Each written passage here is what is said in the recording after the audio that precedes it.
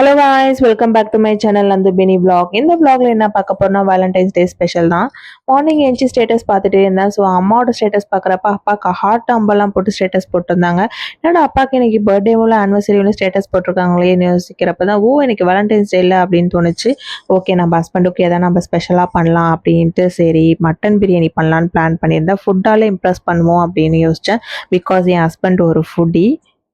யூஸ்வலாக ஹஸ்பண்ட் தான் மட்டன் ஷாப்லாம் போயிட்டு வருவாங்க. ஸோ நானும் போகலான்னு பார்த்தா கொஞ்சம் டிஸ்டன்ஸ் அதிகம். ஹஸ்பண்ட் அனுப்பலாம் பார்த்தா அவங்க தானே சர்ப்ரைஸ் கொடுக்குறோம், அவங்களாம் எங்கே அனுப்புறதுன்ட்டு செக்யூரிட்டி அனுப்பிட்டேன்னு சொல்லி கொஞ்சம் மட்டன் கொஞ்சம் சிக்கன் அப்படியே வரப்போ ரோஸ் மட்டும் வாங்கிட்டு வந்துருங்கண்ணா அப்படின்னா அவங்க கால் பண்ணி ஒரு ரோஸ் 100 rupees வாங்குவாமான்னு கேட்டாங்க. பரவாயில்ல வாங்கிட்டு வாங்க, நான் எப்போ தானே கொடுக்குறோம் அப்படின்னு சொன்னேன். சரி என் ஹஸ்பண்ட் இப்போ வீடியோ பார்த்து தான் கேட்பாங்க, இன்னும் ஒரு ரோஸ் 100 சரி ஏஞ்சி வந்துட்டாங்க. அவங்களுக்கு காஃபி போட்டு ஏதாவது சின்னதாக சர்ப்ரைஸ் பண்ணலாம் அப்படின்னு யோசித்தேன். ஸோ கஷ்டப்பட்டு வீட்டில் இருக்க கிரேப்ஸ் எல்லாம் வச்சு ஒரு ஹார்ட் ஷேப்பு கொண்டு வந்துட்டேன்.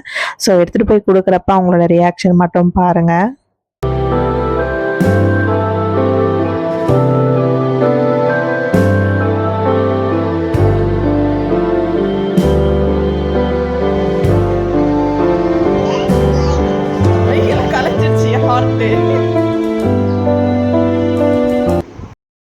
கஷ்டப்பட்ட ஹார்ட் ஷேப்பில் கிரேப்ஸ்லாம் வச்சு அடுக்கி கொடுத்துருந்தேன். ஸோ எல்லாம் கலைஞ்சி போச்சு, ஹஸ்பண்ட் அடுக்கிட்டு இருந்தாங்க. ஸோ மோஸ்ட்டாக எக்ஸ்பெக்ட் பண்ணி பார்த்தவங்களுக்கு ஒன்றுமே இருந்திருக்காது. பிகாஸ் என் ஹஸ்பண்ட் ஒரு சின்ன ஸ்மைல் தான் பண்ணியிருப்பாங்க, ரியாக்ஷன் எதுவுமே இருந்திருக்காது. So I got that smile சொல்லுவேன். பிகாஸ் என் ஹஸ்பண்டோட ஸ்மைலுக்கு நான் ரொம்பவே அடிக்ட்டு. ஸோ என்கிட்ட ஒரு வேஸ் இருந்துச்சு. ஸோ அதை வச்சு பிளாஸ்டிக் செடியில் இருந்துச்சு, அதை வச்சு சென்டரில் ரோஸ் வச்சு ஒரு பொக்கே மாதிரி ரெடி பண்ணி கொடுத்துட்டேன். ஸோ என் ஹஸ்பண்ட் ஹாப்பியாக வாங்கிக்கிட்டாங்க. ஸோ எனக்கு ரோஸ் கொடுப்பாங்கன்னு பார்த்தா என் ஹஸ்பண்ட் என் பையனை கொடுத்துட்டு இருந்தாங்க. இட்ஸ் ஓகே, நம்ம பையனும் ஒரு சார்ட் ஆஃப் லவ்லன்ட்டு 2 பேருமே ரோஸ் கொடுத்துருந்தோம். அவரும் ஜாலியாக வாங்கிக்கிட்டாரு. ஸோ 2 பேருமே ஹக்கி கொடுத்து கிஸ் பண்ணியிருந்தோம்.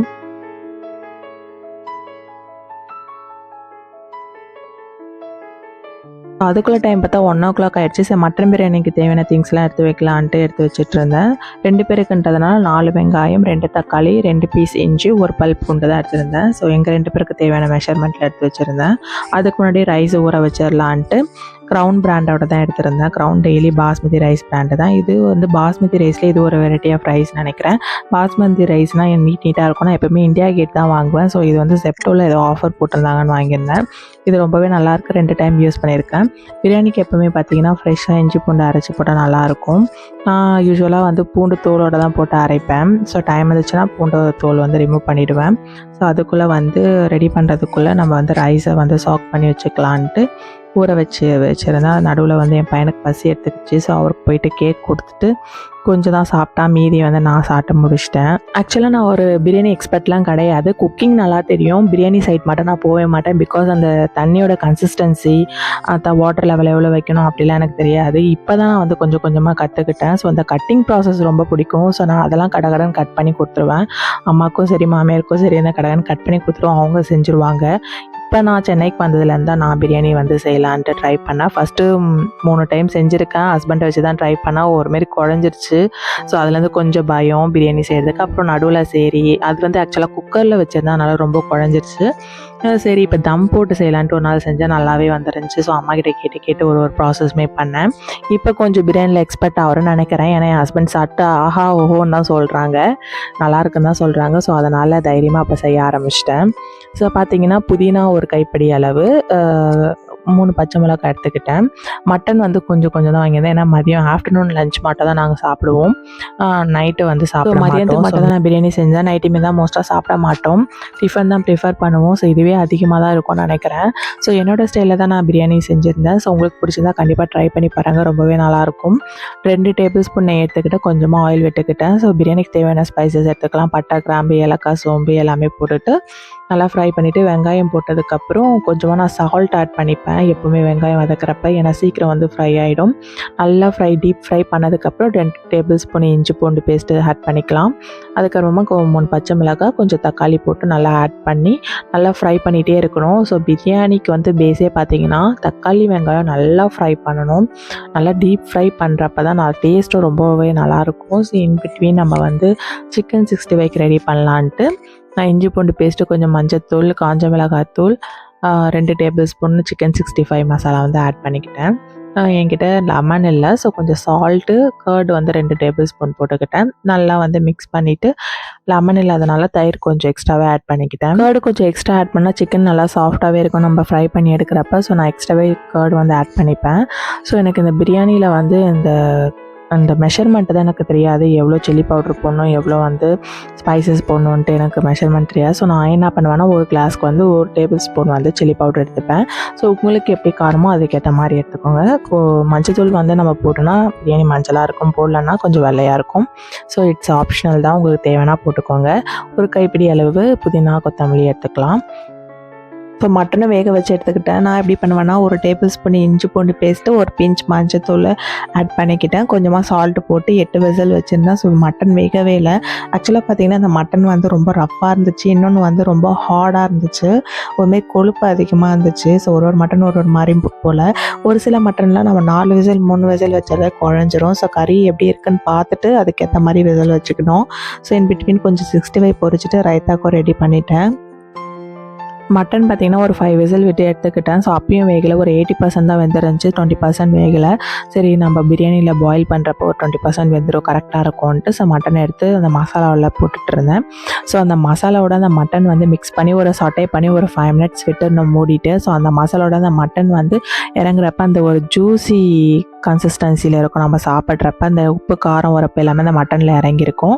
ஸோ சாப்பிடவும் நல்லாயிருக்கும். நான் வந்து ரைஸ் பார்த்திங்கன்னா ட்ரை பண்ணி எடுத்துக்கிட்டேன். ஒரு சிலவங்க என்ன பண்ணுவாங்க, வாஷ் பண்ணிவிட்டு தண்ணியோட ஊற வச்சுருவாங்க ஒரு 30 மினிட்ஸ்க்கு. நானுமே 30 மினிட்ஸ் தான் ஊற வச்சுருந்தேன். ஒரு சில டைம் நானும் அப்படி தான் பண்ணுவேன். ஆக்சுவலாக இந்த ரைஸில் பண்ணுறதுக்கு எனக்கு நல்லா இருந்துச்சு, பிகாஸ் வந்து இது ரொம்ப நல்லா நின்று வைக்கிறது, பழைய அரிசின்னு நினைக்கிறேன். ஸோ பாஸ்மதி ரைஸ்க்கெலாம் பார்த்திங்கன்னா 1.5 கிளாஸ் தண்ணி எடுத்துக்கலாம். நான் இந்த ரைஸ்க்கு பார்த்திங்கன்னா 2 கிளாஸ் தண்ணி எடுத்துக்கிட்டேன்.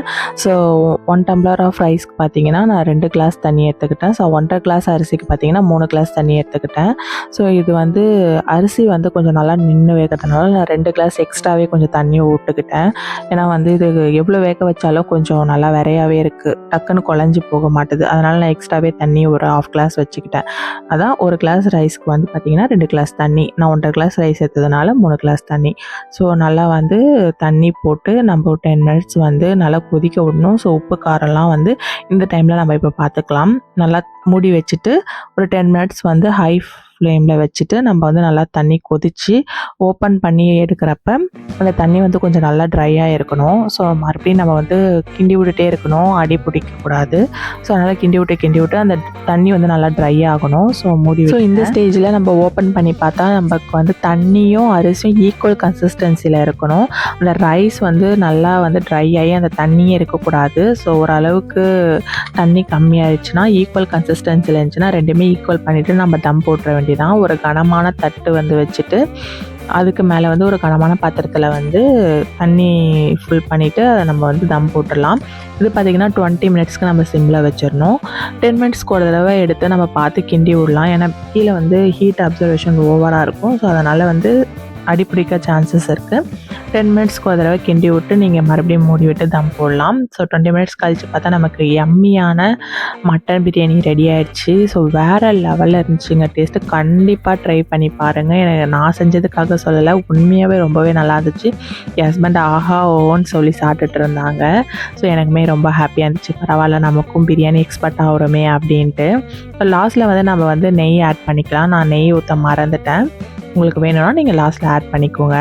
ஸோ சூப்பராக இருந்துச்சு. நானுமே டேஸ்ட் பண்ணேன். என் பையனும் ஒரு பிரியாணி லவர்னே சொல்லுவான், பிகாஸ் அவனுக்கு ஒரு பிரியாணின்னா ரொம்பவே பிடிக்கும். அதனால் நம்மளும் பிளேட்டில் வந்து நம்ம லவ்வோட ஹஸ்பண்டுக்கு வந்து சர்வ் பண்ணலான்ட்டு mutton biryani, chicken 65, onion raita, எக்லாம் வச்சு நல்லாவே சர்வ் பண்ணி கொடுத்துருந்தேன். ஸோ அவரும் ஹாப்பியாக சாப்பிட்டு நல்லா இருக்குன்னு சொல்லியிருந்தார். ஸோ அந்த சந்தோஷம் தான் நமக்கு முக்கியம். ஸோ அவங்க ஸ்மைல், அவங்க பிடிச்சமான ஒரு டிஷ்ஷை நம்ம செஞ்சு கொடுத்து அவங்களை இம்ப்ரெஸ் பண்ணுறதுல தான் நமக்கு வந்து ஒரு சந்தோஷமே இருக்குது. ஸோ என்னங்க இவ்வளோ கஷ்டப்பட்டு உங்களுக்கு நான் மட்டன் பிரியாணிலாம் செஞ்சு கொடுத்துருக்கேன், என்னை எங்கேயும் கூட்டு போகலையா அப்படின்னு கேட்டதுக்கு, அப்படியா சரி கிளம்பு அப்படின்னு சொன்னாங்க. சரி எங்கே தான் கூட்டு போகிறீங்க, வா உன்னை கூட்டு போகிறேன் அப்படின்னு சொல்லிட்டு டக்குன்னு பைக் ஸ்டார்ட் பண்ணாங்க. நாங்களும் கடற்கன்னு கிளம்பணும். என் பையன் ஜாலியாக நம்ம கேம் தான் நம்ம விளையாட போகிறோம் அப்படின்னு சொன்னால், ஆமாண்டா வாடா கேம் தான் விளையாட போகிறோன்ட்டு ஜாலியாக கிளம்பி போயிட்டு இருந்தோம். ஸோ எங்கே தான் கூட்டு போகிறாங்கன்னு பார்த்தா, எனக்கு பிடிச்சமான ஐஸ்கிரீம் ஐபேக்கோ தான் கூட்டு போயிருந்தாங்க. ஸோ அங்கே ஐபேக்கோ தான் போயிருந்தோம் நாங்கள் 3 பேருமே சாப்பிட்டு முடிச்சுட்டு. என் பையன் உள்ள போனதும் மம்மி எனக்கு அந்த ஐஸ்கிரீம் வேணும் இந்த ஐஸ்கிரீம் வேணும்ன்ட்டு பெரிய லிஸ்ட்டே போட ஆரம்பிச்சிட்டான். சரி இருடா அப்பா வரட்டும் காடை தேய்ச்சிரும் இன்னைக்கு நம்மளோட நாள் தான் எவ்வளோ வேணா வாங்கிக்க சொல்லி அவனை வாங்க சொல்லிட்டு இருந்தேன். ஸோ என் ஹஸ்பண்ட் பார்க் பண்ணிட்டு வரதுக்குள்ளே என் பையன் ஐஸ்கிரீம் கேட்குறான்ட்டு நான் சாம்பிளுக்கு வாங்கி நிறைய ஐஸ்கிரீம் சாப்பிட்டுட்டே இருந்தேன்.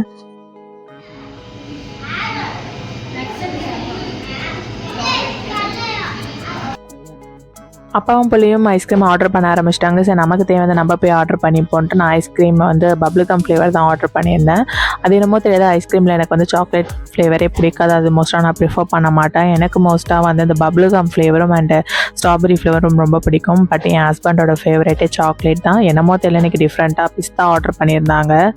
ஸோ எனக்கு வந்து ஊட்டி விட்டுட்டு இருந்தாங்க, நான் அவருக்கு ஊட்டி விட்டுருந்தேன். என் பையனுக்கு நாங்கள் ஊட்டுறப்ப வேண்டாம் நாங்கள் சாப்பிட்டுக்கிறேன் நீங்கள் ஊட்டிக்கோங்க அப்படின்னு சொல்லிட்டான்.